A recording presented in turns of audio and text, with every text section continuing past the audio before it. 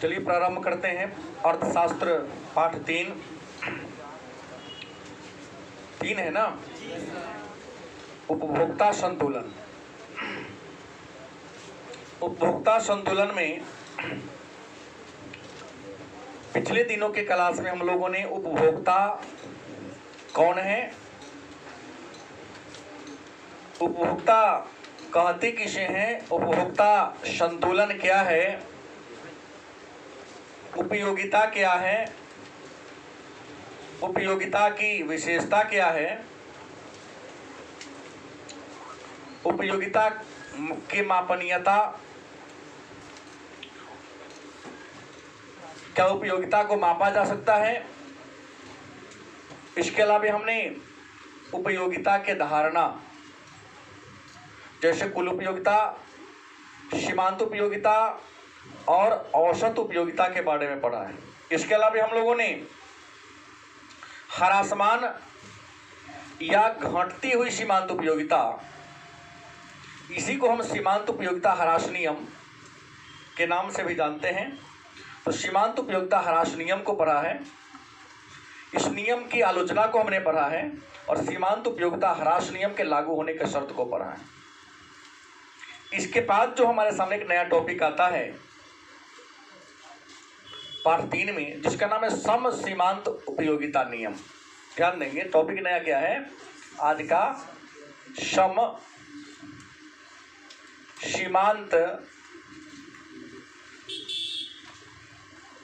उपयोगिता नियम। क्या है? सम सीमांत उपयोगिता नियम। तो सबसे पहले जान ले कि सम सीमांत उपयोगिता नियम, इसका अन्य नाम भी है। अन्य नाम क्या? तो गोसेन का दूसरा नियम। गोसेन का दूसरा नियम याद रखेंगे। सम सीमांत उपयोगिता नियम को हम गोसेन का दूसरा नियम कहते हैं। और इस नियम का आधार, हर नियम का कोई ना कोई क्या होता है, आधार। तो इस नियम का आधार है प्रतिस्थापन का नियम। क्या है? इस नियम का आधार क्या है? प्रतिस्थापन। प्रतिस्थापन का मतलब हुआ कि कोई वस्तु यहां था, हमने इसको यहां से हटा दिया और यहां पर लाके रख दिया। क्या जी? मतलब जो वस्तु जहां था वहां नहीं रहने दिया गया, उसी के जगह पर हमने दूसरी वस्तु का प्रयोग कर लिया। उस वस्तु को वहां से क्या कर दिया, हमने हटा दिया, और वस्तु को हटाकर उस जगह हमने दूसरे वस्तु को हम रख दिया। तो इसे हम, इस नियम का आधार क्या है? प्रतिस्थापन का नियम। और आपको बता दें कि सम सीमांत उपयोगिता नियम, पहला प्रश्न, को गोसेन का दूसरा नियम कहते हैं। क्यों? तो पिछले क्लास में हम लोगों ने जाना था कि गोसेन जो एक ऑस्ट्रियन अर्थशास्त्री थे, गोसेन एक ऑस्ट्रियन अर्थशास्त्री थे जिन्होंने अपने जीवन काल में 2 आर्थिक सिद्धांतों की व्याख्या किया था। गोसेन जो एक ऑस्ट्रियन अर्थशास्त्री थे, अपने जीवन काल में आर्थिक विश्लेषण के 2 सिद्धांतों का उल्लेख किया था, 2 सिद्धांतों का चर्चा किया था, जिसमें पहला का नाम था सीमांत उपयोगिता ह्रास नियम और दूसरा का नाम था सम सीमांत उपयोगिता नियम। क्योंकि सम सीमांत उपयोगिता नियम गोसेन के द्वारा खोजा गया दूसरा का नियम था, इसलिए सम सीमांत उपयोगिता नियम को हम गोसेन का दूसरा नियम के नाम से जानते हैं। अब सवाल है, तो भाई ये गोसेन का नियम है क्या? नियम का कथन क्या है? तो गोसेन के नियम के कथन को जानने से पहले जानिए कि एक उपभोक्ता एक विवेकशील प्राणी है। एक छोटा बच्चा जिसका उम्र 7 साल का है, अगर वह किसी वस्तु को परचेज करने जाता है, खरीदने जाता है, तो वह भी बुद्धिमानी तरीके से खरीदता है। पिताजी दिए कि अमुक अमुक सामान लेके आना, तो प्रयास करता है कि सब सामान खरीद ले, 1 रुपया बचा के टॉफी खरीद ले। मोल जोल करता है वो। अंकल जी प्लीज इतना में दीजिए ना, पिताजी हमारे कह रहे थे इतना में ही देता है।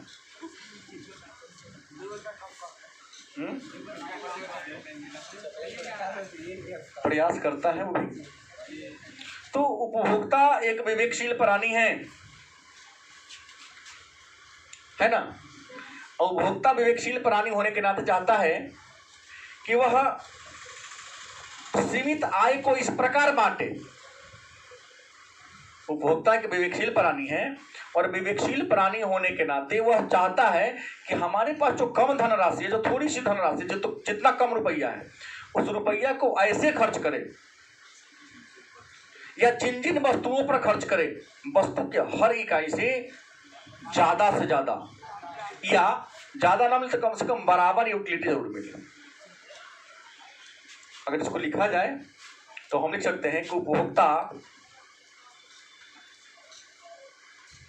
एक विवेकशील प्राणी है। इस कारण वह अपने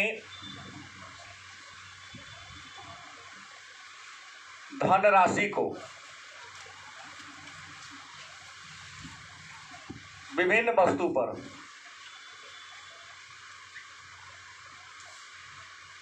इस प्रकार व्यय करता है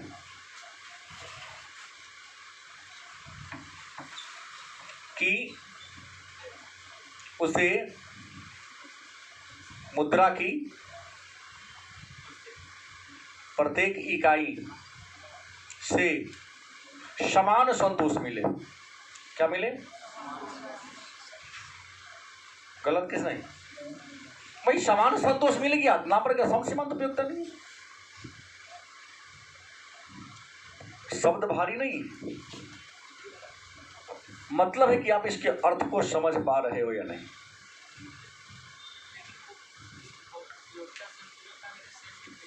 थोड़ा इसमें चेंजिंग करूंगा। हमने नियम का कथन कभी नहीं कहा है।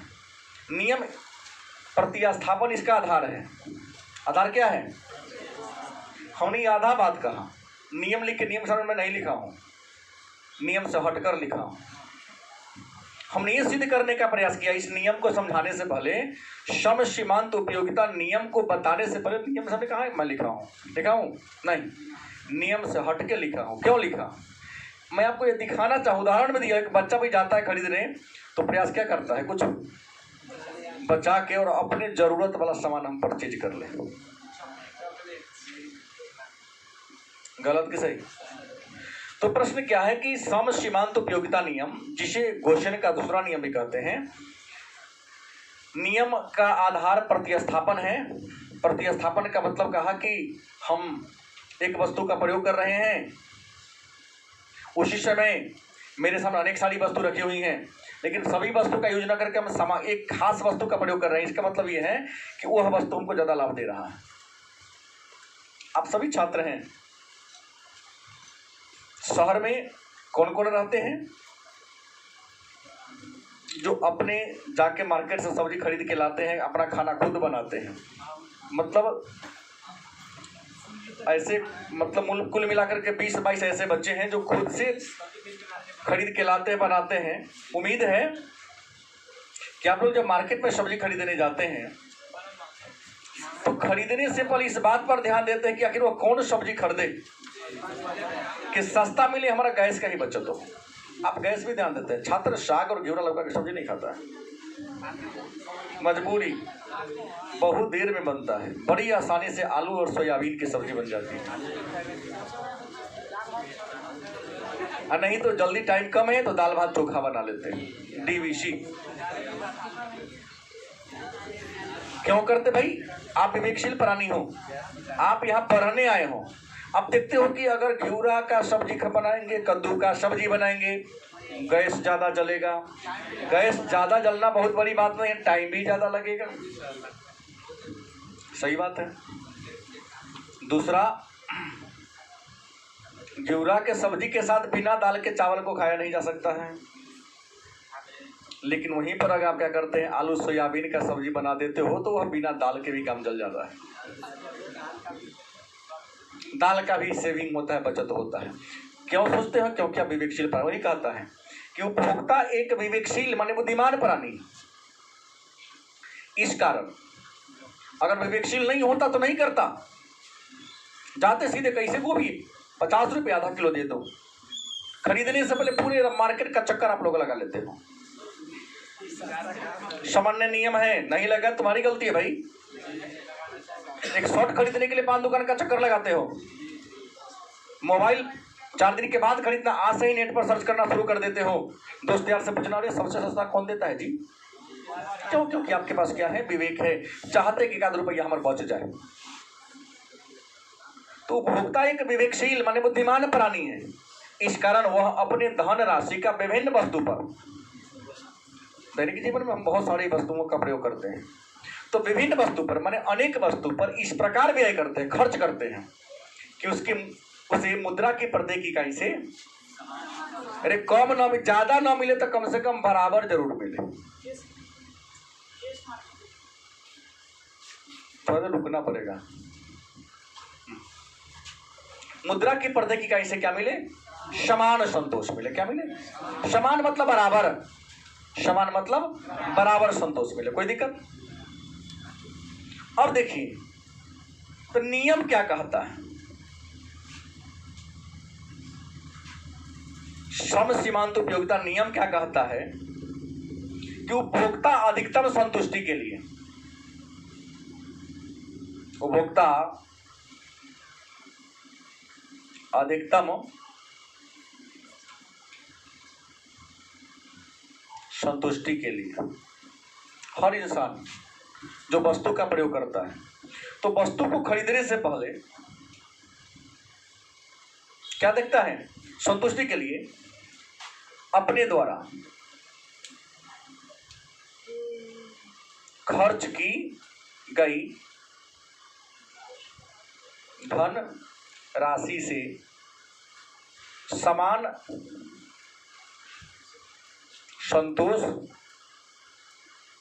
प्राप्त करना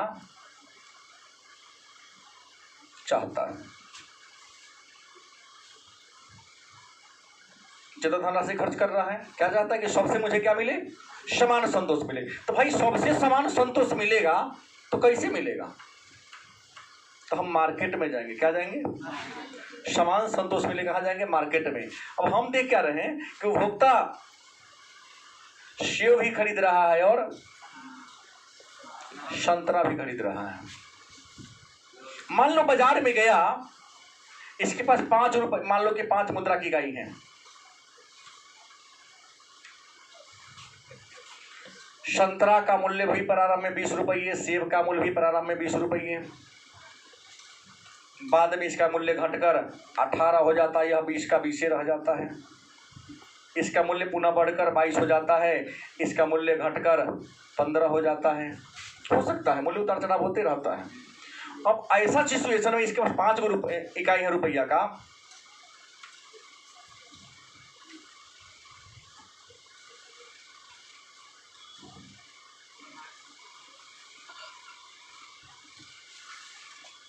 अब ये कंडीशन है बाजार में।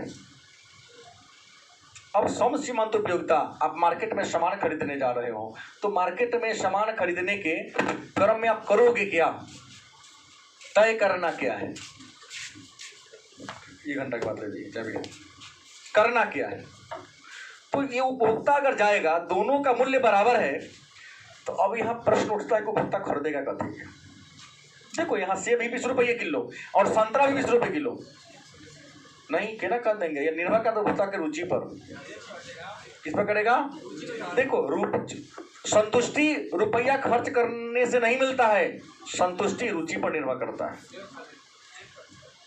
जिसको सेब खाने में ज्यादा रुचि है वह सेब पर खर्च करेगा, और जिसे संतरा में ज्यादा रुचि है कहाँ करेगा? तो मान लो कि सेब में बच्चा ने कहा, तो ये अपन पहले का रुपया कहाँ खर्च कर देगा? सेब पर। कहाँ करेगा?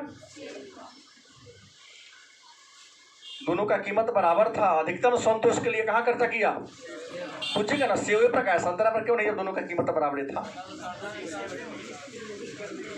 सर्दी अलग मुद्दा है। सीधा एक लाइन में, क्योंकि उसकी रुचि वहां थी। क्या थी? रुचि वहां थी। हमने कहा ना, किसी पार्टी में जाते हैं तो बहुत प्रकार के सामान मिलते हैं, लेकिन बच्चे रसगुल्ला नहीं खाते हैं, काला जामुन नहीं खाते हैं, या अन्य प्रकार के जो पकवान बने सो नहीं खाते हैं, सीधा फोकस करते हैं आइसक्रीम या पानी पूरी या चाउमीन पर। क्योंकि बच्चों को रसगुल्ला से, काला जामुन से या अन्य पकवान से ज्यादा संतोष पानी पूरी दे रहा है, चाउमीन दे रहा है, चाट दे रहा है, हाँ आइसक्रीम दे रहा है। रिकॉर्ड जाओ, गलत है सही? तो पहला कहाँ करेगा? अब यहां देखिए, दूसरा कंडीशन ये कहता है, बाद में बात करेंगे, नहीं करेंगे। दूसरा हम क्या करें? दूसरा कहाँ करेगा? हालांकि सेकेंड का हमको मूल्य को थोड़ा नीचा ही गिराना था, ऊपर नहीं ले जाना चाहिए था बीच में। 20 के बाद 18, और यहाँ 17 कर दे, यहाँ 16 कर दे, और यहाँ 15 कर दे, यहाँ 20 का बीच रहने दे, 14, 13 कर दे, तब क्लियर होगा ना? दाम घट रहा है ना, तो बढ़ेगा, लगातार बढ़ा के चले। अब दूसरा कहाँ खर्चा करेगा? जबकि दूसरी इकाई में सेब 18 और संतरा का क्या है 20, क्योंकि पहला बार में 20 में यहाँ खर्चा, दूसरा बार दूसरा रुपया कहाँ खर्चा करेगा? क्योंकि जब दोनों का कीमत बराबर था तो संतरा छोड़ के कहाँ किया? तो दूसरा भी गारंटी है कहाँ करेगा? दाम घट गया, रुचि ज्यादा है तो यही करेगा। अब बात है तीसरा रुपया कहाँ खर्चा करेगा? क्योंकि तीसरा देखिए, यहाँ पर 17 है, यहाँ पर क्या है? उपभोक्ता को प्रति किलो कितना 2 रुपया बच रहा है, क्या हो रहा है? कितना बच रहा है? तो देखिए, हर दिन अगर आपके घर में मम्मी हर दिन रोटी नहीं बनाती है, कभी कभी पराठा भी बना देती है, कभी कभी दाल वाला पूरी, तो कभी आलू पराठा, तो कभी सत्तू पराठा, मतलब अलग अलग, शनिवार को खिचड़ी बना देती है कभी कभी। क्यों भाई? एक ही प्रकार का पकवान यदि प्रतिदिन बनता रहे तो उस प्रकार के पकवान से आपकी रुचि हट जाएगी।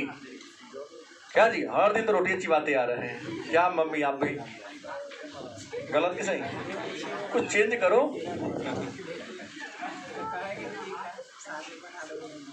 चेंज होता है ना, तो बराबर तो मिल रहा है, तो यहाँ तीसरा रुपया हम कहाँ खर्च कर देंगे? संतरा पर कर देंगे। चौथा देखिए, यहाँ 16, यहाँ 14 है, तो चौथा भी कहाँ खर्चा करेंगे? यहाँ 15, वहां 13, बच रहा रुपया भी बच रहा है। जो बच गया उसे कोई अन्य सामान खरीद सकता है, तो मेरे ख्याल से, हालांकि उसके रुचि पर निर्भर करता है, 5वां इकाई भी। तो ऐसा उपभोक्ता ने क्यों किया भाई? ऐसा इसलिए ने किया कि अपने रुपया से सभी प्रकार के वस्तु से क्या मिल सके। अब बदला इसलिए क्योंकि एक ही प्रकार के फ्रूट्स या कोई भी भोजन को बार बार करेंगे तो उसके प्रति शायद हमारी रुचि थोड़ी सी घट जाएगी। तो इसी को कहते हैं सम सीमांत उपयोगिता नियम। 2 अंक का प्रश्न होता है। सम सीमांत उपयोगिता नियम क्या है?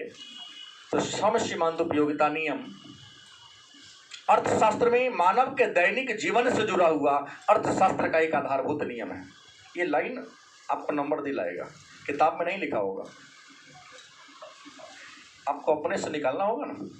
सम सीमांत उपयोगिता नियम अर्थशास्त्र का एक आधारभूत नियम है जो उपभोक्ता के दैनिक व्यवहार से जुड़ा हुआ नियम है, दैनिक जीवन से जुड़ा हुआ नियम है, और यह सत्य और सार्वभौम नियम है कि उपभोक्ता एक विवेकशील प्राणी है।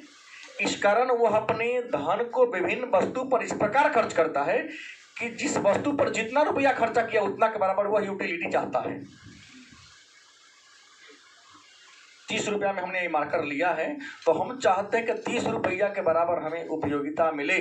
अगर इस मार्कर से भी लिखने पर हाथ में इंक लगे तो अगला दिन से हम इसको नहीं खरीदेंगे, नहीं लगा है। हाँ ज़्यादा मिटेगा तो लगेगा, हम ऐसा नहीं कह रहे, लेकिन अभी तो आपके समझ नहीं लगा ना। वही 6 रुपया वाला जो आएगा, कीमत अगर कसौरी 8 रुपया, कोई बात नहीं 8 रुपया कीमत हो, तो 8 रुपया में जो आता है उसको बार बार गीला कपड़ा से मिटाना पड़ेगा। और कुछ ही दिनों के बाद जो बोर्ड का व्हाइट कलर है वह ब्लू बोर्ड हो जाएगा, व्हाइट बोर्ड चेंज हो जाएगा, ब्लू या ब्लैक बोर्ड में आ जाएगा, हो जाता है ना। तो विवेकशील प्राणी है, अपनी मुद्रा को ऐसे खर्च करेगा जहां से उसे अधिकतम संतोष मिल सके। इसलिए नियम का आधार क्या है? प्रतिस्थापन का नियम। चेंज किया ना, पहले यहाँ था, यहाँ था, ट्रांसफर कर दिया, यहाँ आधार आ गया यहाँ। और ये नहीं, हमने तो प्रतिस्थापन करके दिखाया। रुचि का दाम भी कम था, रुचि उसको था ही, पहले कीमत बराबर था तो यहाँ प्रयोग किया, फिर इससे इसका कीमत कम था तो यहाँ प्रयोग कर लिया, लेकिन लगातार इसका कीमत कर रहा है तो उसको क्यों नहीं करेगा? क्या जी? जब दरवाजे पर मिल्कमैन दूध हमको 45 रुपये लीटर पहुंचा रहा है तो फिर मदर डेयरी के मैं 52 रुपये क्यों खरीदूं? क्योंकि कहीं ना कहीं उसमें क्रीम तो निकाल के फेंटा होगा ना। वो कुछ लोग कहते हैं कि आप तो ये क्यों नहीं लेते, ये ज़्यादा अच्छा है। नहीं, ज़्यादा अच्छा, कीमत भी ज़्यादा है उसका, और कहीं कि उसमें से कुछ क्रीम निकाला होगा, वो फिर कुछ मिलाकर, केमिकल मिलाकर पैकेजिंग किया होगा, फिर हमारे यहाँ पहुँचा रहा है। जो सामान्य भैंस के थन से निकल कर आता है, गाय के थन से निकल कर आता है, दोनों में अंतर तो होगा है? हाँ, पानी फेंटता है तो केमिकल नहीं ना फेंटता है, पानी ना फेंटता है, वो तो फेंटवे करेगा। एक ने कहा श्राप है, नहीं फेंटेंगे तो काम में नहीं चलेगा। ये बात समझ गए? तो अब इसी सम सीमांत उपयोगिता के संतुलन की बात करते हैं। उपभोक्ता सम सीमांत नियम में प्रश्न आता है, उपभोक्ता संतुलन। सम सीमांत उपयोगिता नियम में उपभोक्ता संतुलन माने सम सीमांत उपयोगिता नियम में एक उपभोक्ता संतुलन की अवस्था में कब होगा या कब आएगा? तो सम सीमांत उपयोगिता नियम में एक उपभोक्ता के संतुलन के 2 शर्त हैं। कितने शर्त हैं? एक है एक वस्तु के संबंध में, क्या है? एक वस्तु के संबंध में, और दूसरा 2 वस्तु के संबंध में।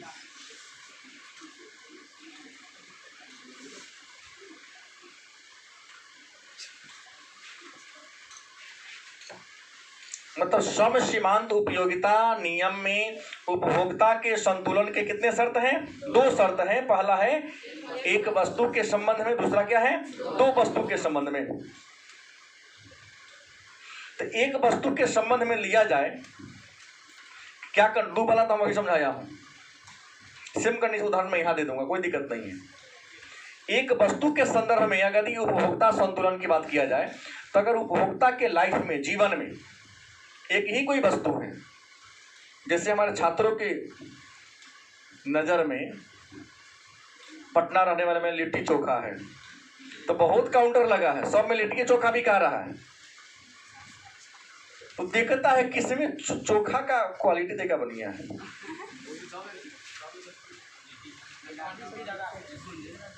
नहीं, समोसा आप खाने जाते हो तो आपको अनुमान हो गया होगा कि अगर अमुक होटल वाले का समोसा का कीमत ज़्यादा है और अमुक का कम है, तो कहीं ना कहीं क्वालिटी, गुणवत्ता में अंतर होगा कि नहीं? अंतर होता है, अंतर होता है, आपको भले पता न चले। सामान्य दूध अगर 50 रुपये लीटर है और अमूल 60 से ज़्यादा है तो कहीं ना कहीं सामान्य सुधा और अमूल में डिफरेंस है। गलत कि सही? सरसों तेल जो आप खाते हो, सामान्य सरसों तेल 200 रुपये किलो दे रहा है या 180 रुपये लीटर दे रहा है। कितना रेट है? 180। और कुछ ऐसे भी सरसों तेल हैं, रिफाइंड तेल, जो कुछ लोग खाते हैं, सपोला या उससे और ऊपर के किस्म का, जिसका 200, 250 रुपये या 500 रुपये लीटर है, तो कहीं ना कहीं दोनों के क्वालिटी में अंतर है। मार्केट में बिकने वाला पानी एक देता है 15 रुपया या 12 रुपया में 1 लीटर, और वहीं एक पानी आता है 20 रुपया 22 रुपया में, तो दोनों के टेस्ट में डिफरेंस होगा कि नहीं होगा? होता है डिफरेंस। तो उपभोक्ता एक वस्तु में संतुलन कैसे होगा? तो उपभोक्ता जब बाजार में जाता है उसको एक ही वस्तु खरीदना होता है, 10 प्रकार की वस्तु खरीदना नहीं है। तो एक ही वस्तु को खरीदने के लिए मार्केट के में उस प्रकार के बिकने वाले सारी वस्तु का मूल्यांकन करेगा, देखेगा, सारे वस्तु को जज करेगा, और उसके बाद अपने पॉकेट के पैसा से मूल्यांकन करेगा कि हम इसके लायक हैं या नहीं। गलत कि सही?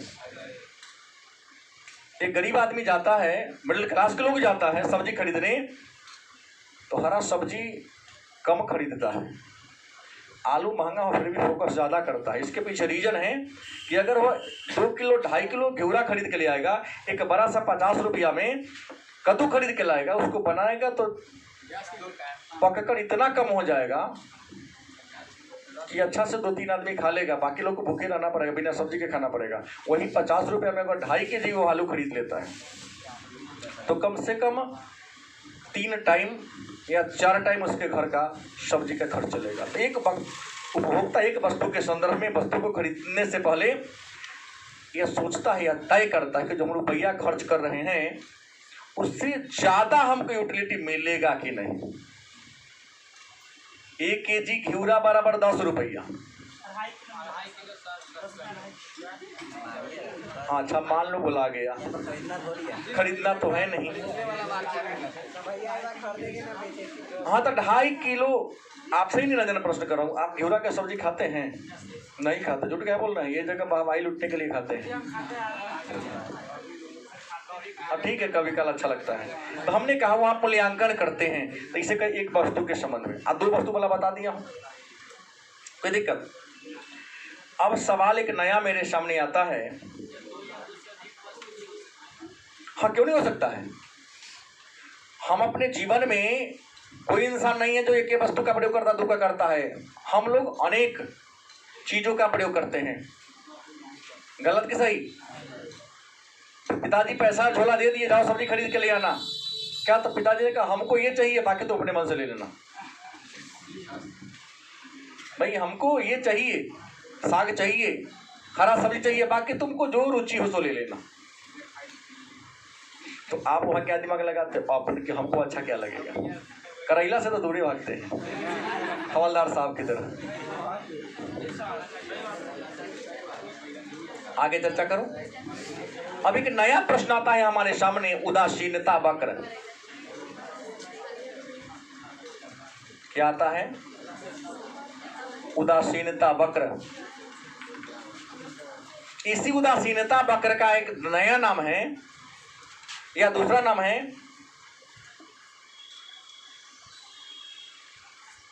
तटस्थता वक्र। क्या नाम है? हमने आज से 1 दिन पहले चर्चा किया था उपयोगिता का, याद होगा,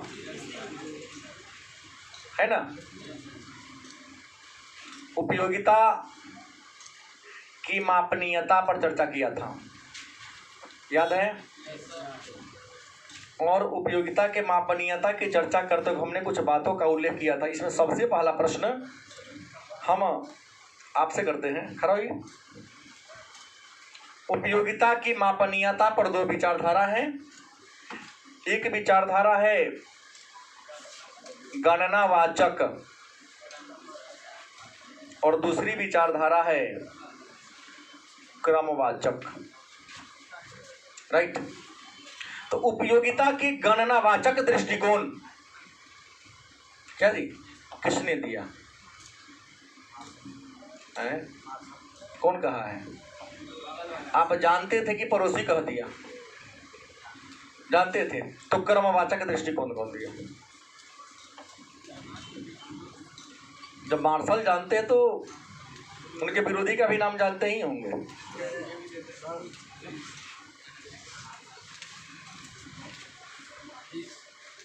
कौन बोला ये? नहीं, अगर अपना से बोले हो ईमानदारी से, कौन बोला है? बैठ जा। ऐसा बोलते हैं तो आपको क्षति होगा, इसको क्षति पहुंचा रहे हैं, मित्र ने इसकी, आप दुश्मन है। उपयोगिता के मापनीयता पर दो विचार हमने दिया था, एक गणना, मार्शल का गणनावाचक दृष्टिकोण और हिक्स का क्रमवाचक दृष्टिकोण। तो इसी मार्शल के उपयोगिता विश्लेषण के वैकल्पिक विचारधारा के रूप में, मतलब उपयोगिता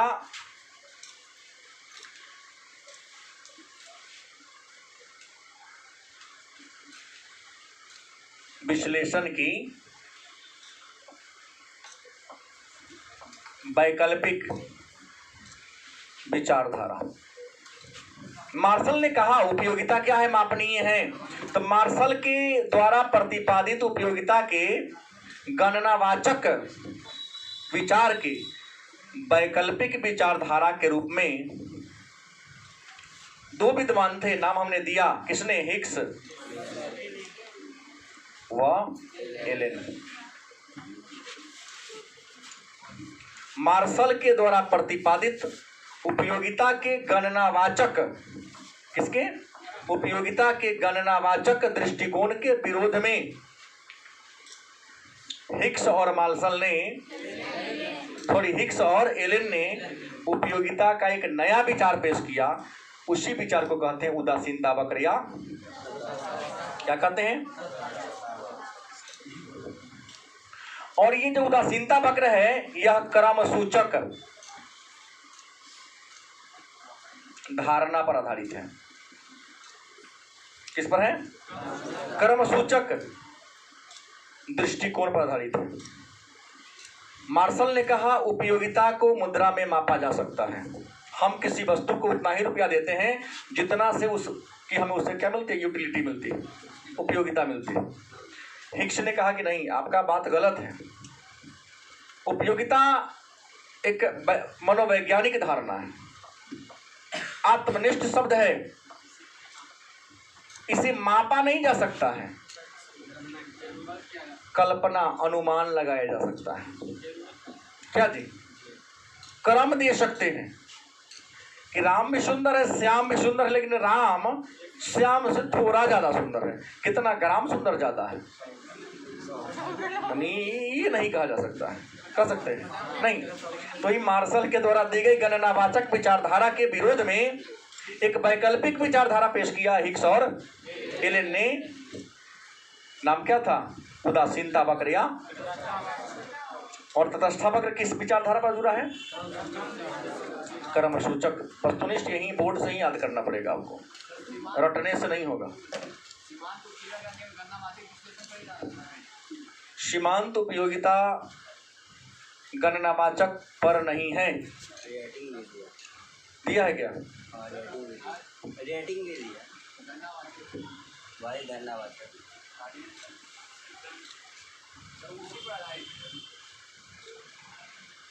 प्रयोग पर, उसके नियम पर आधारित ना। हाँ, उसके नियम पर ही जुड़ा हुआ है। हमको लगा सीमांत उपयोगिता पूछ रहे हैं हमसे, नहीं, उस पर निर्भर है। तो ये कहा कि कर्मसूचक धारणा पर है। इन्होंने कहा कि उपभोक्ता के सामने जब दो वस्तु है, क्या है उदासीनता वक्र? सुन लीजिए कि किसी उपभोक्ता के सामने दो को वस्तु रख दिया जाए, गलती की सही, तो दोनों को एक साथ प्रयोग नहीं करेगा। अगर वह एक वस्तु का प्रयोग करेगा तो दूसरे वस्तु का परित्याग करना पड़ेगा उसे, माने दूसरे वस्तु के प्रयोग से तटस्थ रहना पड़ेगा। गलत की सही? उदासीनता वक्र या तटस्था वक्र उपयोगिता विश्लेषण की एक नई विचारधारा है। इस नई विचारधारा का निर्माण हिक्स और एलेन ने मार्शल के द्वारा प्रतिपादित उपयोगिता के गणनावाचक विचारधारा के विरोध में किया था। यह विचारधारा कर्मसूचक धारणा पर आधारित है, जो विचारधारा कहती है कि उदासीनता वक्र कहता है कि एक उपभोक्ता अपने जीवन में दो वस्तु का प्रयोग करना चाहता है, लेकिन वह दोनों वस्तु का प्रयोग एक साथ नहीं कर सकता है। अगर वह एक वस्तु का प्रयोग करता है तो उसे दूसरे वस्तु को क्या करना पड़ेगा? त्यागना पड़ेगा। गलत कि सही? तो एक वस्तु का प्रयोग किया आज दूसरे वस्तु से क्या रहा, त्याग दिया, मैंने उदासीन रहा, तटस्थ रह गया, तो इसलिए इसका नाम रख दिया गया तटस्थापक। क्या रख दिया गया? मैंने एक वस्तु का आपने प्रयोग किया तो दूसरा को छोड़ना पड़ेगा ना, नहीं कर सकते। नियम है घर में। मम्मी आप कहते हैं आज मैं खीर खाऊंगा, मम्मी ने आपके लिए खीर बना दी, पिताजी आके उधर से मछली मीट लेके आ गए। मनीष अब तो हलचल होने लगा मन में, खीर खाए कि मीट खाए? ना ऐसा ना चलेगा, रात में लाइबे किए दोनों। हम एक साथ के बाद नियम एक साथ पर लागू होता है क्या जी? पहले कह दो अन्य, यदि अन्य बातें समान रहे तो, नहीं तो आपके लिए तो नया शास्त्र लिखना पड़ेगा कि आई खा लो यहाँ रुको भाई ना, नहीं चलेगा। हमने कहा कि दोनों एक बार होगा तब ना चलेगा। अब बदल बदल के आप परसों तरसों करना है तो सब नियम, कोनो नियम खराब नहीं है, सब नियम निम्ने हैं क्या जी? आपका मन था मम्मी खीर बना दो, मम्मी ने क्या कर दी, बना दी। पिताजी ड्यूटी से रात को आए, मीट लेके आ गए, क्या मनीष? अब मन हलचल बेचैन हो गया कि हम तो अपने पैर में कुल्हाड़ी सुहाग मार लिए हैं, हम तो खीर बनवा लिए, अब क्या होगा? नहीं चलेगा। यही है क्या? तटस्थापक। अगर आप खीर खाइए तो मीट को त्यागना पड़ेगा, मीट खा लिए तो खीर को छोड़ना पड़ेगा। हाँ, उसको कल खा सकते हैं, परसों खा सकते हैं, 4 घंटा बाद खा सकते हैं क्या जी? लेकिन एक साथ एक का यूज किया, दूसरे को क्या कर दिया? त्याग दिया। जैसे ही त्यागा तो हो गया तटस्थता। अनंत उदासीन रह गए कि हम न लेंगे, तो उदासीनता वक्र कह दिया। नियम समझ में आया या नहीं आया? आ गया। याद रखिएगा, उदासीनता वक्र की मान्यता है। हर सिद्धांत की कुछ ना कुछ क्या होती है? मान्यताएं होती है। बिना मान्यता का सिद्धांत तो भी नहीं करता है। उदासीनता वक्र की मान्यता क्या है? पहली मान्यता है कि उपभोक्ता का व्यवहार विवेकपूर्ण होता है।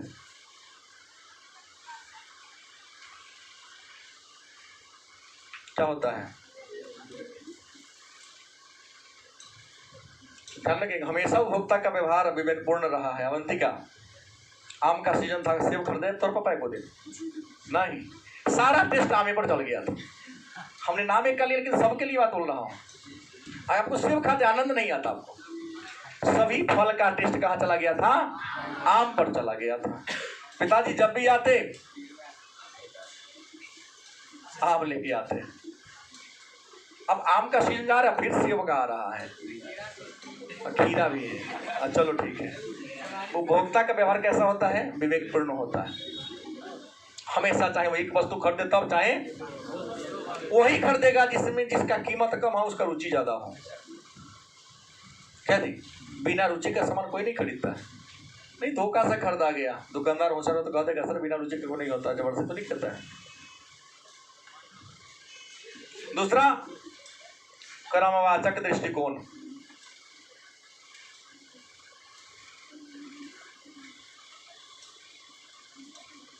खरीदने जाते हैं तुलना करते हैं, दुकान में जाते हैं तो तुलना कर दो, दोस्त के लेके जाते हैं, कपड़ा है हाथ से छूते हैं, तुलना। अरे इतने का मोटा है, ये थोड़ा सा पतला है।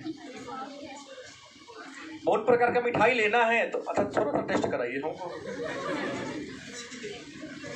हाँ होता है, खास करके मीठा के मार्केट में खूब होता है। मीठा खरीदते हैं हाथ से तोड़ के अच्छा वो किचकिच लग रहा है, बालू मिलाया हुआ है।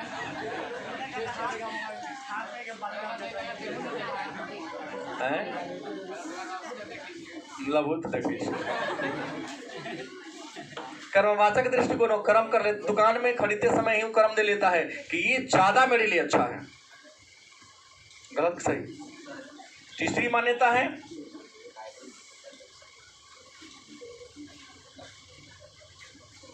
उपभोक्ता का संगत व्यवहार।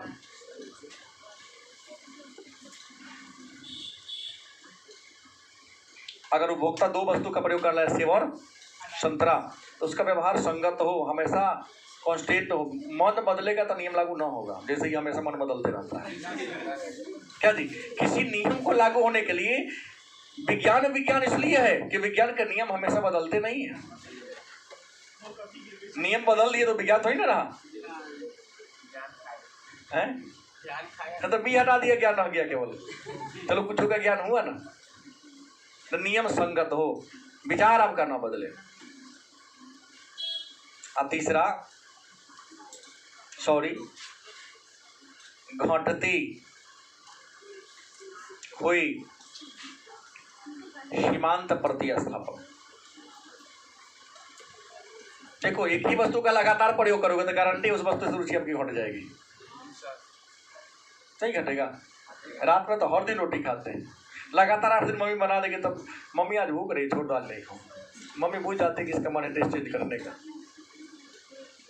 कोई भी तुम्हारी रुचि का कितना भी सामान हो, तुमको खीर ज्यादा अच्छा लगता है, हर दिन लगातार रात में खीर तुम्हारे लिए बने। मंदिर में बाबा लोगों से जाके पूछो ना, हर दिन खीर खाते खाते तंग आ गए, मीठ खाने का तो मन ही नहीं करता है। नहीं, ऐसा नहीं। जो प्रतिदिन खीर खाता है उसको खीर के प्रति कोई लालसा नहीं है, कोई ईर्ष्या ये नहीं है। हाँ, कभी कभी खाते हैं तो खीर को देखकर थोड़ा सा लालच लगती है। आपके लिए मिठाई जितना अच्छा चीज है ना, जाके होटल वाला से पूछो, जो होटल में मिठाई बनाता है उसको मिठाई अच्छा लगता ही नहीं। बनाते बनाते टेस्ट इतना नाक में घुस गया, मन संतुष्ट हो चुका है, नहीं करता। नहीं, समोसा बनाने वाला समोसा नहीं खाता, वो चावल दाल सब्जी ज्यादा खाता है, उसके गंध से उसका नाक पूरा संतुष्ट हो जाता है। तो ये इसकी मान्यता है। चावल दाल बनाने में चावल दाल उसमें इसमें होता है, तो सामान्य चीज है चावल दाल, ये हमारे सामान्य जनरल वस्तु है, इसलिए यहाँ नहीं होता है। अब प्रश्न है, ये मान्यता हो गई तो आपके मत में होगा कि सर उदासीनता वक्र की कुछ न कुछ तो विशेषता होनी चाहिए। क्या जी? विशेषता, हर सिद्धांत की अपनी कुछ न कुछ विशेषता होती है। उदासीनता वक्र की विशेषता है कि ऊंची उदासीनता वक्र ज्यादा संतुष्टि देता है, और नीचा वाला मैंने जौन चीज तुम्हारी रुचि का होगा। और दूसरी बात, जिसका कीमत ज्यादा होगा, आज से वही वस्तु का कीमत कम है। आप मार्केट में जाते हो, कई लोग परवल बेचते हैं, कई लोग मिठाइयाँ, कई होटल में मिठाइयाँ बेचती हैं, लेकिन शहर में अन्य मिठाई वाला अगर 250 रुपये किलो मिठाई दे रहा है, तो वही रसगुल्ला कृष्णा स्वीट्स में 300 रुपये देता है। डिफरेंस है, अंतर है। अन्य होटल के रसगुल्ला को दबाओगे तो फट जाएगा, उसका नहीं फटेगा। मिठाई के कई सारे किस्म होते हैं, सामान्य होटल को टूटेगा, वहां लगेगा कि लगता है कि रुई का बना दिया हुआ है। इतना मुलायम होता है जो सब होटल में नहीं बन पाता है। गलती की सही? तो कीमत ज्यादा होता है तो याद रखेंगे, ऊंची उदासीनता वक्र ज्यादा संतुष्टि देता है, नीचा वाला क्या देगा? सामान का दाम कम है तो उपयोगिता भी कम होती है, जान लीजिएगा। और दाम ज्यादा है तो उपयोगिता भी क्या है? ज्यादा है। दिल्ली ना जाना है, एसी से जाएंगे, एसी में first class, second class, third class होता है, 1 टियर 2 टियर 3 टियर। तो काहे 1 टियर में जाएंगे, 3 टियर में क्यों नहीं जाएंगे? वो मतलब एयर कंडीशन है, तो बहुत अंतर है। कभी जाके देखिएगा, लगेगा हवाई जहाज में चढ़ल है, लगेगा अपने घर में बैठ के जा रहे हैं। क्या जी? आपको अलग वो केबिन मिल जाता है, वहाँ गेट सटा दो, कोई टोकेगा, टीटी भी आएगा, खाना वाला का टोक बजाएगा, मन है तो खोल लेता, नहीं चाहता कुछ लेना है चल जाओ, और नहीं तो लतियाते तो चलबे करता जरूर, पैर पर पैर रखेगा, जाएगा, कभी चाय वाला धक्का मारेगा, तो कभी शिकरपुरिया वाला, तो कहीं पानी वाला धक्का मारेगा। कहते भाई देखो कितने का रखना है, आएगा कोनो बगल में बैठ जाएगा, नाना प्रकार के विचार देता रहेगा, अपना मंगनी का सलाह देता रहेगा। वहां तो कोई आने वाला नहीं है ना, सुकून से जाओगे ना। तो पैसा ज्यादा लिया तो सुकून दिया आपको। दूसरी विशेषता है, एक ही उपभोक्ता के 2 उदासीनता वक्र कभी नहीं कटता है। जैसे हमने कहा, मीट वाला खीर वाला रेखा कभी एक दूसरे को नहीं कटेगा। इन्हें के आधा पेट मीट खा ले, आधा पेट खीर खा ले, तो क्या इमामुद्दीन विचार बदल रहे हो क्या? नहीं होगा। उदासीनता वक्र की 2 रेखा एक दूसरे को कभी काटती ही नहीं है,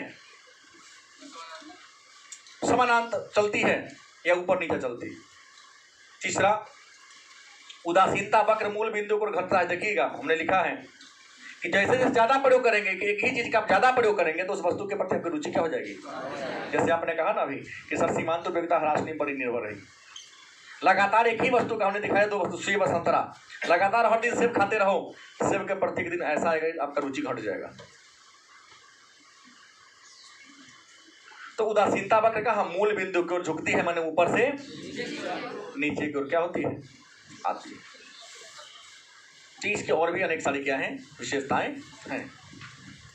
लेकिन इस टॉपिक में और प्रश्न रह गए, सीमांत प्रतिस्थापन दर, कीमत रेखा, बजट रेखा, 3-4 प्रश्न और रह गए, चर्चा कल के क्लास में।